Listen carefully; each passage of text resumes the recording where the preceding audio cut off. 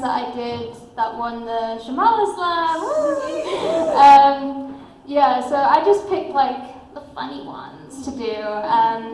So I wrote this first poem when I was actually 17, and it's about a certain demographic of guys that my friends always used to go after. So this is called Ode to the Indie White Boys. Yeah, and if you're an indie white boy, prepare yourself. This is an ode to the indie white boys who treat women like a second-hand sex toy, plays with their feelings and gaslights them too. You just nod when he starts talking about Tarantino, don't you? He can give you a critical analysis on Wes Anderson's masterpieces, but he navigates healthy signs of affection like their scattered puzzle pieces. His ex broke his heart 4 years ago, so he just can't commit right now, you know? And he says he numbs his broken heart by being a relentless hoe. We can shag, babes, but no real feelings though. Smoking dreadfully rolled cigarettes, kissing you with ash-scented breath, choking you with hands that play the guitar badly. It's always his place, because your place is just too far, sadly. He'll put you on a pedestal, call you his dream girl. You're everything to him. But you know he just says this on a whim. You're nothing and you know it, but his 90s Hugh Grant hair stops you from showing it. And don't try to change him, because he won't change at all. He won't cave in like the hole he punched through drywall. He thinks his mum is an angel, but treats women like a demon from hell. He balances on this tightrope of love and didn't help you up when you fell. He'll finger you like he's stuffing a chicken. And have the audacity to ask if you came. He likes to pretend he and Jack Kerouac are one and very much the same. He won't take you out on a real date, but he can chill at his or watch him skate. So when he stops replying, don't let him know that inside you're kind of dying. I'm telling you, don't try to get him back. Because, girl, indie white boys cheated on you already and given 5 others clap. Thank you. Yeah.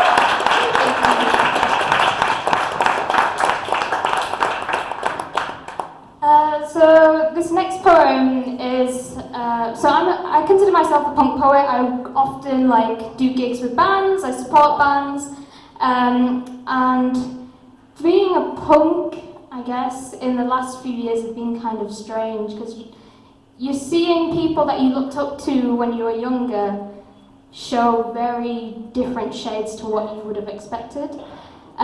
So this poem is about being disappointed by people in the punk scene, and it's called You Call Yourself Punk. God Save the Queen has turned to God Save the Scene. Our heroes turned rotten. Dead Kennedys and cahoots with the FBI. Take note from John F. and fucking die. And now they sue over songs, sell rights to Disney. 50-year-old millionaires living in LA now watch their left-wing legacy begin to fray. Lyrics no longer ironic, passion no longer chronic, irritating. Anarchists turn idle, sellouts to a system of commercial nihilism, anti-fascist for a day. When the cameras come out to play, a black flag turned white in surrender. You used to represent the resentment of working class youth. At best, you're just a liberal championing a corrupt voting booth. Boomers with no boom. Erring, edging the establishment like a dom to a dick. Does it taste like leather when you bootleg? Your music means nothing unless you are doing something. Will you wipe the dust off your combat boots? Will you continue to stay silent as the police begin to shoot? Don't act like there's nothing left to do. You call yourself punk? Fuck you. Thank you. Thank you.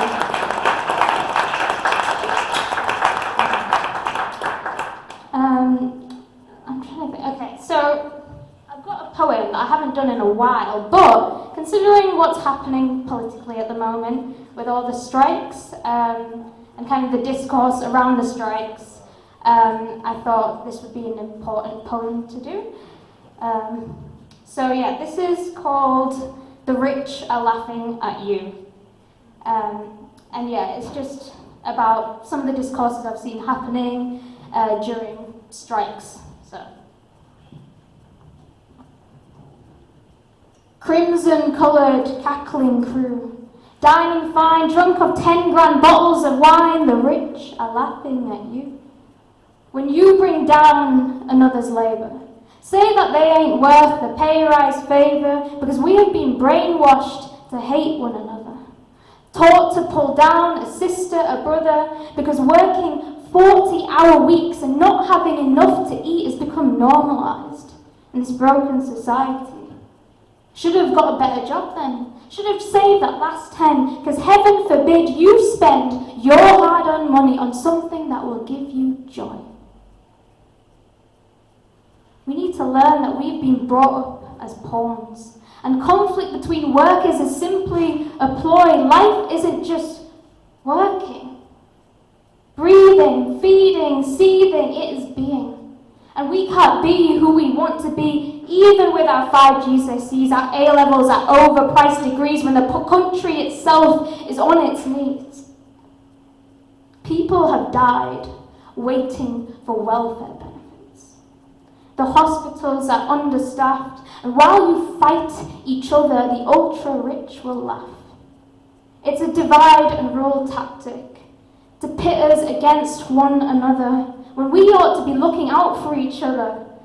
Your yet nasty tweets and snide comments smother the reality between every inconvenience you face. The strikers know solidarity works to stop the burning sensation of a work life too hot, and flames of fellowship will burn institutions to the ground if we stop to listen when they sound the alarms. Support them when they ask for more. Because if we don't want more for others like us, when we want more, who's going to kick up a fuss? Remember your humanity. Vote as if you were disabled. If you were a person of colour, vote for the immigrant nurses and doctors who saved your parents' life, who worked 12-hour shifts just to ease your strife. And if you think Corbyn's a twat, just remember, privatised NHS is far worse than that. I don't mean to indoctrinate you, but there are things being hidden from you. If other countries can do it, then so can we. So open your eyes and see the power you have to help make things better, because things can be better. Wake up and turn that torch to those who wish to extinguish the flame, not the ones who light candles beside you. Ignite the anger you feel when the poor have resorted to steal. When our mentally ill youth aren't being allowed to heal, remember there is always something that you can do. When you feel the rich are laughing at you. Thank you.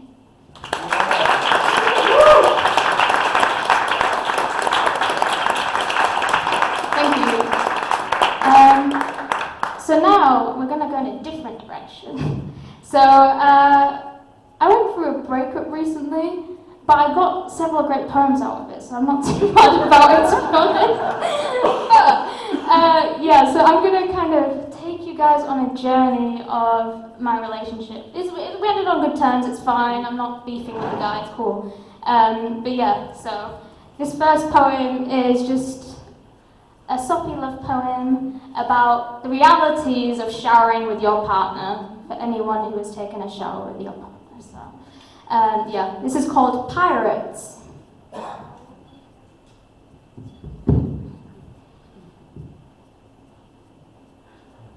Your back is an umbrella, a shield from the hot shower, passion fruit scented petrichor spews from the open mouths of half-empty gel bottles, twists into a pour that melts on our glistening physiques.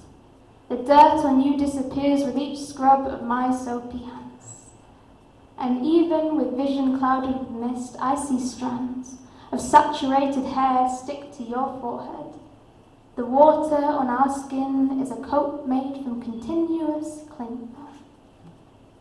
You turn around and a torrent slips past your shoulders, drenching my face. I splutter, reach out, blindly grabbing at your waist to steady myself. We are laughing and flailing, a slippery spectacular shining in the steamy space like clumsy stars. I step on your foot by accident. You either don't mind or don't want lather leaking between your lips. Shampoo shackles one eye shut. My mouth pulled northeast as my left eye peeks out into the storm we have trapped in this tub. It finds the lighthouse of your body looming over me. You laugh when you say I look like a pirate. As I burst out laughing too, I thank God. I would walk the plank for you. Thank you.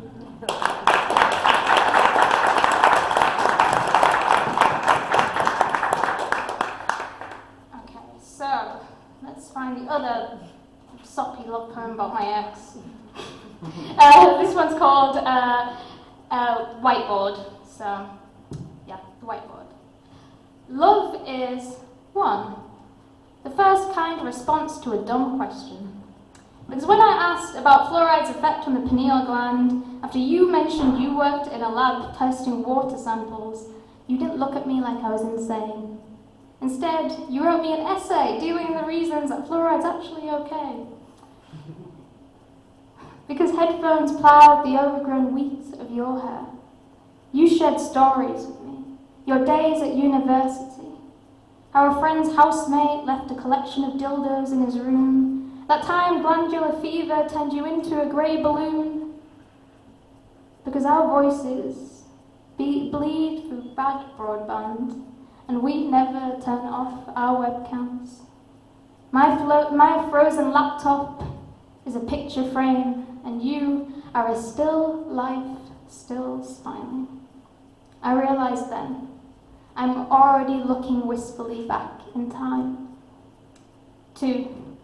A kilogram of cherry Haribos posted to my door. Because you remembered what I mentioned once in passing. For a video call date, you show up in a 3-piece suit, cross your legs on camera and rip your suit trousers. We laughed and our cheeks ached for hours. Because it was the first time that someone noticed how I really felt when I wore a dress for a date. Discomfort was a feeling that I grew used to. Put on something more mask, you say. I like you for you. Because in April, you post me sweets.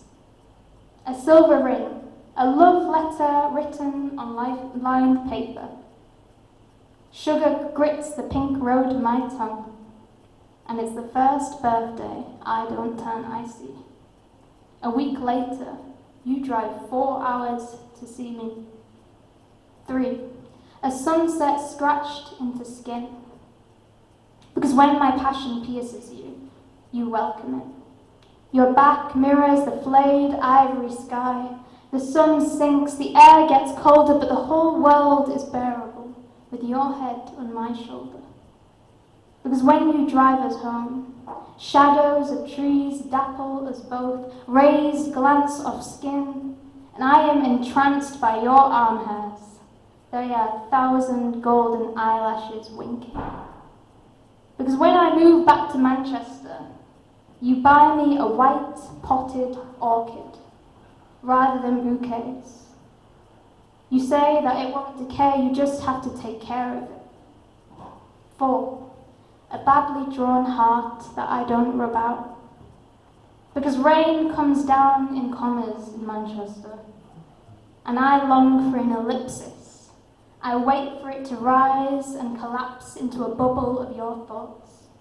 I count down the days till you recall my sleep talking back to me. Turn my nonsense into poetry. Because when I call you instead of working, you tell me to write lists of all that I need to do. But on the whiteboard that you bought me, I leave a little room for you. Because you hung it on my bedroom wall, marked it with your unmistakable scrawl, my name, a badly drawn heart, an unfading masterpiece. Thank you.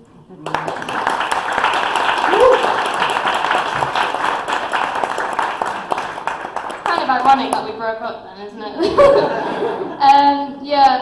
This next poem is kind of a follow-up from that poem, and it's called The Orchid, as a reference to the orchid.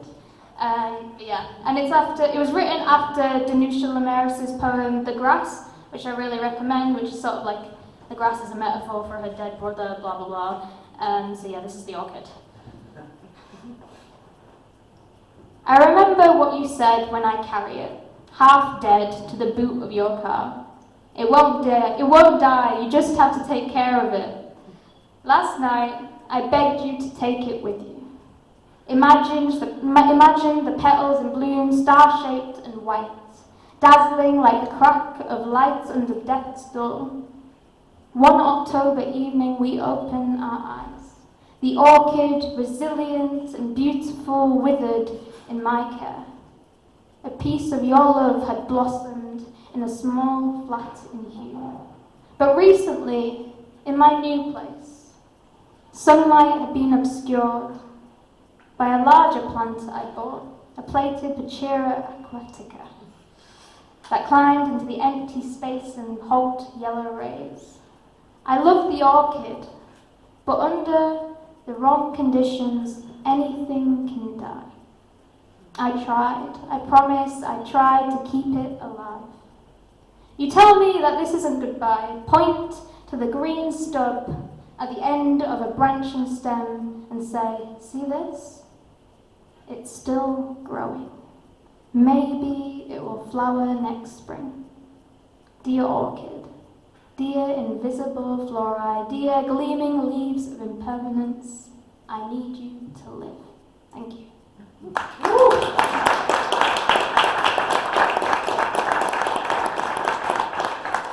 are we doing for time? Have I got time for one more? Yeah, absolutely. Okay. Right. Let me find it.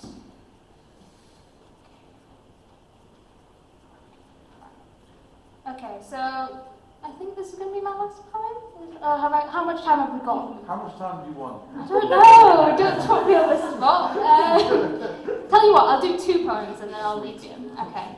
So this one is called Objectophilia, and it's actually published in a Broken Sleep Books anthology called Queer Icons. And I was part of a poetry collective called Queer Bodies Collective, and we all added a few poems that are in this beautiful anthology, and you should definitely go buy it and support some broke gay poets. So this is called Objectophilia.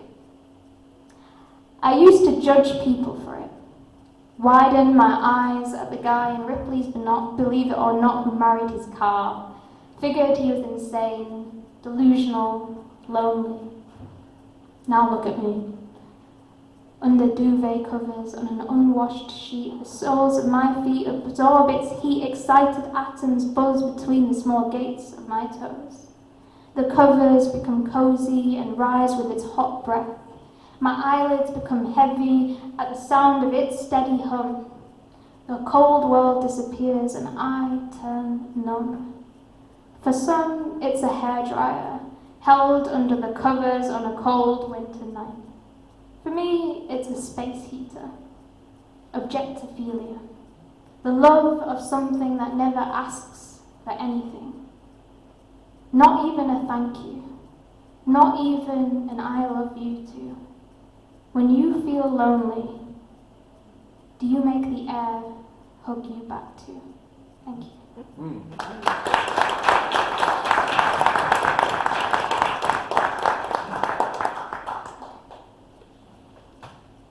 This is my last poem. It's actually one of the first spoken word pieces I ever wrote. It was recently featured on BBC Radio 6. It's called The Green Flame, and it's about navigating that grey space between 2 cultures. So for me, that was the culture from back home where I was born in India and the culture I grew up in Britain. So this is called The Green Flame. I am a revelation with no genesis, suspended in the amber of my own exodus. I live and breathe in the ash of my extinguished mother tongue. Fitting neither here nor there, because here I'm the ethnic element, oil paint blotted on blank canvas, never quite drying. And there I cut through culture with each blink of kajal-lined eyes. Go back home, they said, if you don't like it here. But a vulturous nostalgia pecks away at the carcass of my memories, a home I cannot find, so I make a new one from the darkness of my mind. Language barriers have sliced through me, and my immigrant parents don't get it when they see that out of this wound, rather than red or blue, is a flame that demands to be seen, a flame that flickers green. And now I pitch my tent beside the fire of my soul, feel myself once again being made whole. I douse my life in kerosene, for regardless of what has happened, I will always remain keen to burn, burn in this odd green fire of my future, illuminating the dark corners of confidence like a firefly, melts the glass jar it is trapped in. I have learnt to love, to cherish this dark, beautiful skin, where once I felt like a tossed aside rupee. Now I stand proud and stare back at those who dirty look me whenever I walk into a pub, because this isn't their own elite club, it's my home as much as it is yours, and no longer am I an obedient dog in a submissive all fours, no longer am I begging for a bone in this country I call home. I have stopped shaping myself to appeal to races. I have stopped being afraid of their closed fists. I'm a concoction of spice and rice and rock and roll and 3-hour-long Bollywood movies and saris and ripped jeans and Yorkshire puddings used like chapatis. Honestly, try it. It's a fucking masterpiece. The lost years of my teens lost to the pain of being a complex picture. A curry-smelling mixture, feeling British but looking like a foreigner no longer. No longer do I hang my head in an embarrassed disgrace. I lick the froth of fear off their beer-dripping lips just to spit it back in their face. Thank you.